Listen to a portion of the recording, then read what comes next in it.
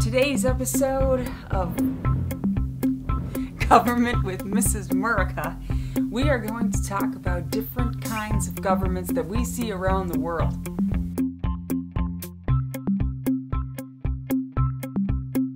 At the beginning of the year, I said that social studies is the study of humans, the study of human behavior, the study of human movement, human government. And often when we're trying to understand something that's happening in the news or even people who are running for office, it really helps to have a basic understanding of the different kinds of governments that exist out there in the world. Especially because there's so many people who are interested in convincing you that the kind of government that we have isn't the best kind of government. In that particular instance, I think it helps to have a general idea of how some of these systems compare. And let's go ahead and start in our own backyard. A lot of people, when you say, what kind of government does the United States have, would respond, the United States is a democracy.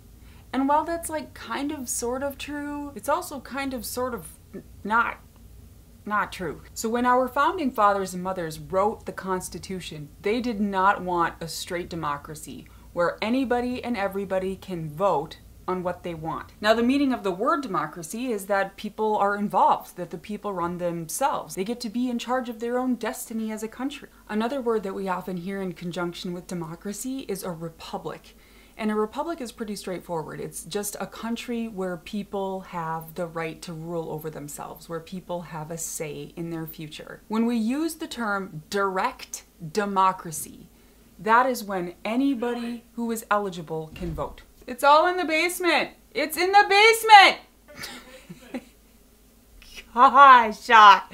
Now, that's not to say that direct democracies never work. I mean, often in your family or in your group of friends, you're going to Fargo and you say, okay, where are we going to eat? Who thinks that we should go to... where do people eat? Who thinks that we should go to Taco John's, you know? And then a couple people say that. And then who thinks we should go to Subway? Or wherever it is you people eat when you go out and about. But what we have at the government level in the United States is called a representative democracy. And that means that we vote for representatives who then make our decisions for us. So we send people to Washington, D.C., to the Senate and to the House of Representatives. And then they all talk about the issues, write bills, vote on bills, pass bills there. They represent us. Another really important aspect of American government is that we're a capitalist society. Now, that's not completely true. Like, we're partly capitalist, but that's not completely true. But for our purposes today, let's just go with capitalism. In a capitalist society, this is talking about how we run the economy, how we deal with resources. In a capitalist society, individuals, private people, private businesses run the economy. So if I own a piece of land, I can have a farm on that land. I could, dig for oil and build like an oil thing. Although in my backyard that wouldn't do any good because I don't think that there's any oil down there, but I could. I mean, it's my private property. Now we're gonna talk a lot about capitalism this year. So we're gonna keep this really brief for the time being, and simply say that under capitalism, people get to make choices about what they buy, what they sell. I have an apple stand, Jorge has an apple stand, I sell Brayburns for, 88 cents a piece, Jorge sells Pink Ladies for $1.22. And then you, the buyer, you can decide which apple stand you want to go to. You can check out both, or there could be 18 other apple stands selling all different kinds of apples, and some of them are overpriced, and some of them are underpriced, and some of them have worms in them, and you have to go throughout the market and decide what kind of apples you want to buy. That's capitalism. It's all about choices. Now compare capitalism to socialism, which are two words that you often hear together, in contrast, this versus this.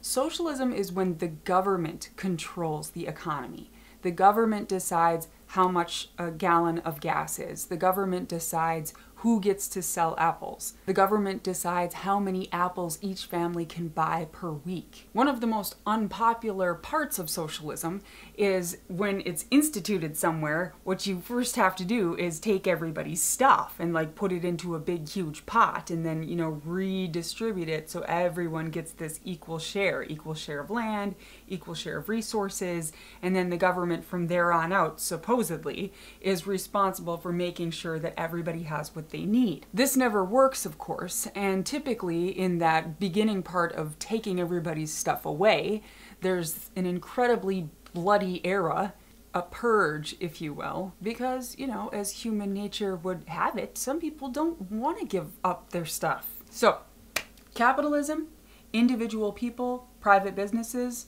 run the economy, they're in charge of the resources. Socialism, the government runs the economy and is in charge of the distribution of resources. So all of that said and done, the United States is a representative democracy based on an economy of capitalism. That's a little bit more complex than just saying we're a democracy, right? And most governments are like that. Most governments are more than one thing. It's a little bit more complicated. How do they do their money? A combination of a couple different, you know, ways of doing money. Some other types of government that we see out there in the world or that we hear about often. Monarchy. Monarchy is a government that is run by a family. Kings, queens, emperors, and leadership goes down through the family line. In a monarchy, the king and queen rule. See, even made Gummy Bear a nice little crown. Whoopsh! Bow down, peasants! Anarchy is when there is no government. Nobody is really in charge, and it's usually pretty chaotic. Sometimes people like to have this like, oh, wouldn't anarchy be cool, where people could just do what they wanted and be free from the control of the government?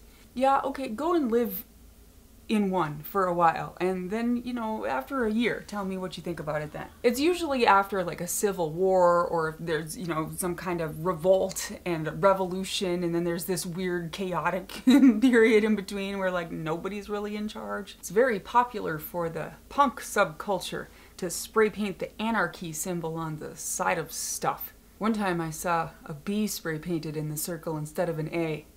I think they were kind of confused. Now let's talk about a kind of government that 9th grade civics students absolutely love talking about, and that's a dictatorship.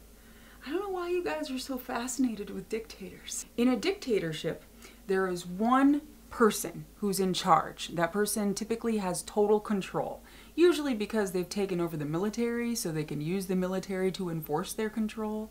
The kicker is, though, that in a dictatorship, that leader, that one leader with like total authority, wasn't elected. So a lot of people, when you say, hey, who do you think was like the worst, most evil dictator in the world? And they'll say Adolf Hitler, right? But Adolf Hitler was elected. So while he was brutal and he did have total control, he was democratically elected to his position. And that's something I think we could probably keep in mind. A totalitarian government, which is a huge word, right, with like a lot of vowels, totalitarian. It's even harder to say with the braces. It's often used in conjunction with with the word dictator, because totalitarian means total control. When a government has total control of its people, it controls what they see on the internet, it controls what they see when they turn on the news, it controls freedom of movement, like in or out of the country. Total control. And there's only a couple totalitarian governments left on Earth. Probably the most famous is North Korea. In a theocracy, religious ideas serve as like the basis of the government. Usually in a theocracy, some kind of religious group is the governing body of the country, or some kind of religious text serves as like the core of their law and how they carry out business. Another word you sometimes hear when we're talking about types of governments is oligarchy. And an oligarchy is just a group. It's a group of people. So a theocracy could be an oligarchy because you have a religious group that's in charge of the country. Oligarchy. The green gummy bears rule. Woohoo! A monarchy would be an oligarchy because it's a family, a specific group that's in charge of a country. Some people would argue that the United States is an oligarchy and that the ruling class in the United States is wealthy people, that that's the group that we continue to put in charge.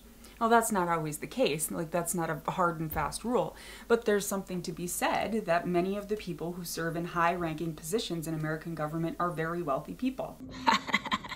We are the green gummy bears. We rule.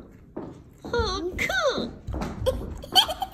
Federation, which you probably know from the Star Wars series, is a collection of cities or states or like little chunks that are kind of, loosely correlated or maybe more tightly correlated, and they kind of work together to make decisions that help everybody out. Now, there are many more words that we will use throughout the year to describe governments, words like authoritarian, fascist, libertarian, and we'll get to some of those words later, but suffice it to say that the types of governments that we've gone over today are in the news a lot. Just this week, there's a conflict between a country called Azerbaijan and Armenia. Azerbaijan and Armenia used to both be controlled by the Soviet Union. When the Soviet Union broke up in 1991, Azerbaijan and Armenia kind of was like, okay, now we get to rule ourselves. Now we get to have sovereignty, a word from last week, over ourselves. Problem is there's a group of people in Azerbaijan who consider themselves Armenians. So kind of a major border blunder there. They consider the rule of Azerbaijan to be much too authoritarian and dictatorial, and they want to be ruled over by Armenia, which they see as much more democratic. So we are going to be working with these words a lot.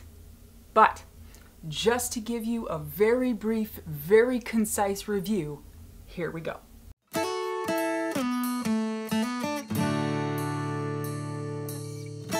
There are many types of governments around this beautiful world. Some are doing better than others. Often a country has more than one type of government working with another, which might not make sense yet, but it will. The first type is democracy. The people vote for their leaders. It can be a direct democracy or representative democracy, and many have term limits. In an oligarchy, a small group has the control, a family, military, and often in an oligarchy, they don't really work for the people. Monarchy is a king or queen, usually passed down through a family. Most are now constitutional, limiting the monarch's control. Anarchy is when there's no government, no one controls, usually after a civil war or when a government falls. Dictatorship is a leader who was not elected, but has total control. This is also called an autocracy. An authoritarian government has a lot of control over the people. In a totalitarian government, the government has all control.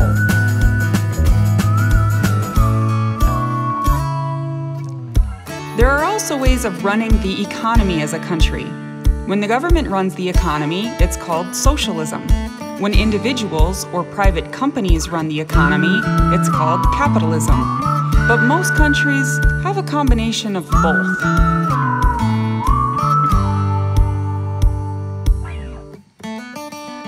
Capitalism has private property, free market, and entrepreneurship.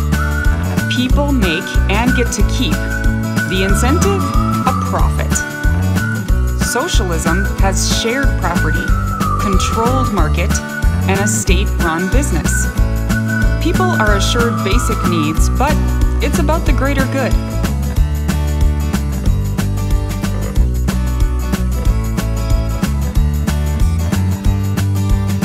So what do we have in the United States? A capitalist, democratic republic. Republic meaning we elect people to represent us. Those people govern by our consent. Private companies run the economy, but we do have plenty of government intervention. Is that what we will always be? Well, that's up to you.